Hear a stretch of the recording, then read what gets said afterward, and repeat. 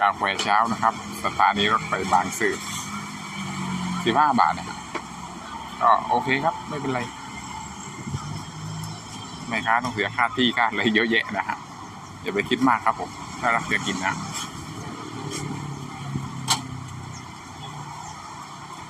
กินกาแฟเช้าเสร็จเดี๋ยวก็ค่อยกินข้าวต่อนะ